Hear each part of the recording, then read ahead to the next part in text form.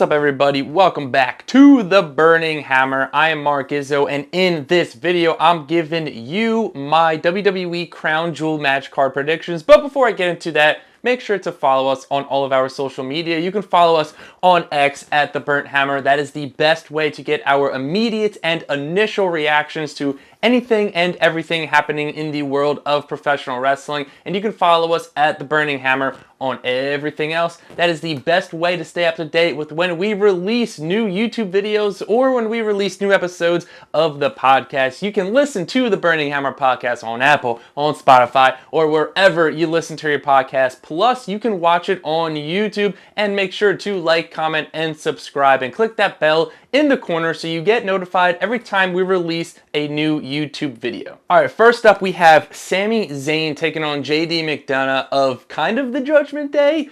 Sammy's been beefing with the Judgment Day for a few months now, and he finally gets his hands on JD McDonough on the kickoff show. So it's something that I wish they brought back because they're only running about 6 matches on these premium live events, and I did enjoy having just at least one kickoff show before the premium live events, and we're getting that with Sami Zayn versus JD McDonough, and I think Sami Zayn is going to come out on top here. He has been on another level in terms of his run currently as a babyface. He's one of the best babyfaces in WWE right now, and that is not a hot take. I think he gets the win here.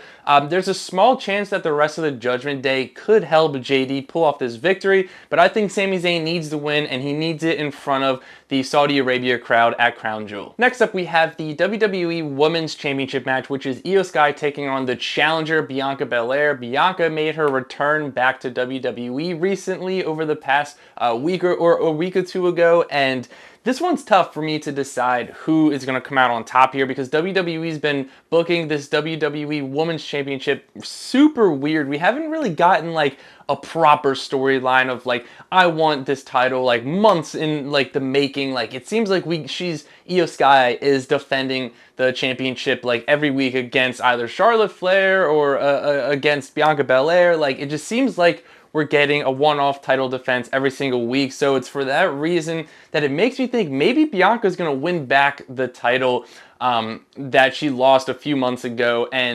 But I also just don't know like what they're going to do with this storyline. So this one is just like, it's so tough for me to decide. However, I'm going to take Bianca Belair to win back her WWE Championship here.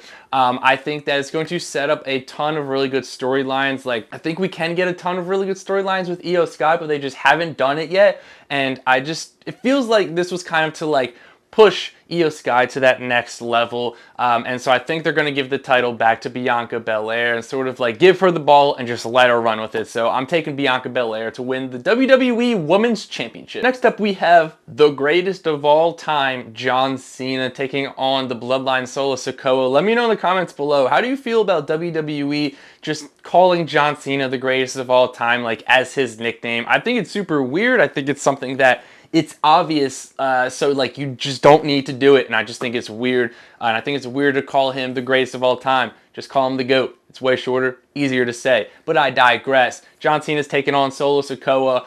John Cena's been having a fun run, as brief as it's probably going to end up being. In this match, I'm taking Solo Sikoa. I think Solo Sikoa is 100% the person who should win this match, especially with the fact that John Cena's been doubting himself over the past week or two to see if he still got it. He hasn't won a singles match in like 5 years or something that he said. And so a win for John Cena here doesn't really do anything. I think you can give Solo Sikoa the dirty win, and it's not going to hurt John Cena. In fact, I think it could help John Cena with this storyline of that he's sort of losing a step in the ring and that he's not as good as he once was. So I think that, Solo Sikoa really needs this win. It would really benefit him. B, a loss would benefit John Cena in terms of the story that he doesn't have like his skill set in the ring like he used to. So I'm taking Solo Sikoa. Next up, we have Cody Rhodes taking on Damian Priest. Now this one is interesting because it's just a straight up singles match, which I feel like we don't often get on these premium live events like this.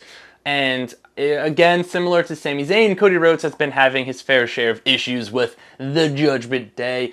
I'm going to take Cody Rhodes to win this because honestly, he needs to win this more than Damian Priest. And I think that Damian Priest losing could have an effect on certain things later in the night involving the implosion of the Judgment Day. So I'm going to take Cody Rhodes, plus that crowd just singing Cody Rhodes' theme song after he wins is going to be pretty freaking awesome. All right, next up we have the WWE United States Championship match. It is your champion, Booyaka Booyaka! Rey Mysterio is defending his title against Logan Paul.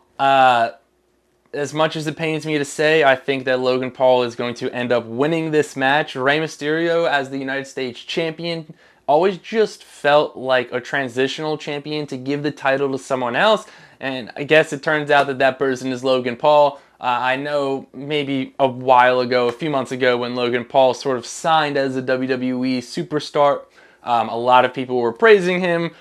With his feud with Seth Rollins, he's fine in the ring. He's not that good on the mic. I'm fully behind that fact that he is not good on the mic.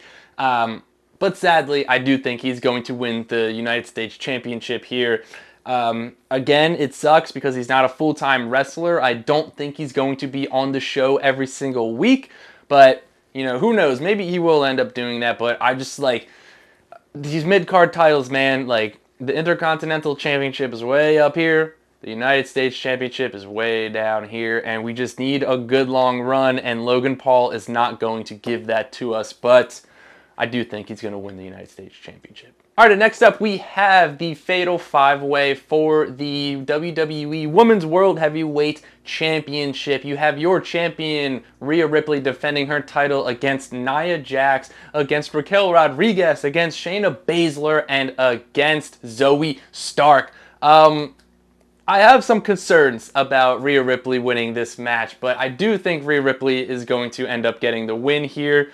Honestly, none of these women I can really see being world champion currently.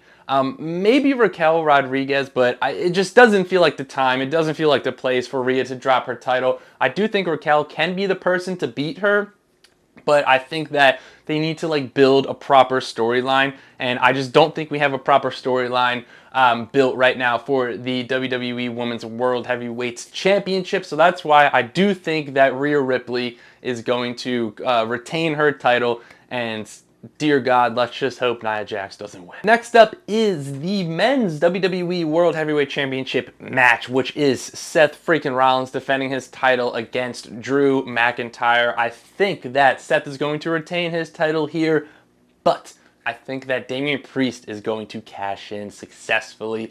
They usually like to do big things at these Saudi Arabia shows, and I think what bigger thing to do than to have Damian Priest cash in on Seth Rollins to become your new World Heavyweight Champion. Now, there's two ways I think they can go about this. One, I think that Drew McIntyre is probably going to be like a hired hitman for the Judgment Day, so I think it could be a thing of like maybe Drew McIntyre enters this match just with the idea to beat down Seth Rollins to make it easier for Damian Priest to cash in his title.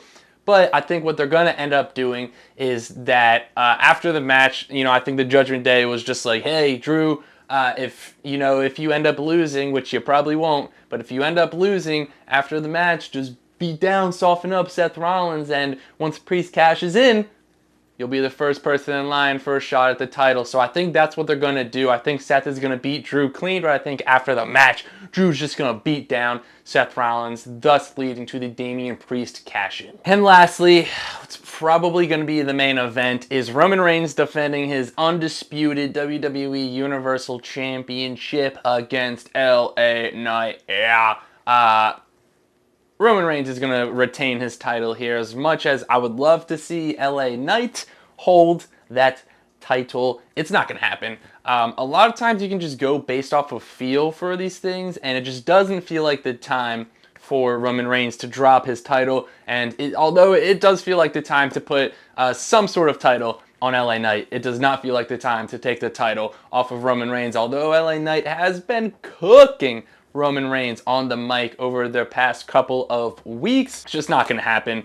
And it's still going to be Cody at WrestleMania 40. But I think this match is going to be a lot of fun. I cannot wait for the crowd to chant, yeah, for LA Knight. This was the same crowd that was chanting this man's name at a press conference. I believe it was earlier this year, and LA Knight wasn't even on the show. So it just goes to show, like, this match is gonna have a big match feel, and I'm very, very excited for it. All right, that's gonna wrap up my predictions. Let me know in the comments below, do you think that Damian Priest is going to cash in his Money in the Bank briefcase tonight? And do you think it's gonna be on Seth Rollins? Or is it gonna be on Roman Reigns? With that being said, I will catch you in the next one where I show you my recent pickups. Stay on the lookout for that.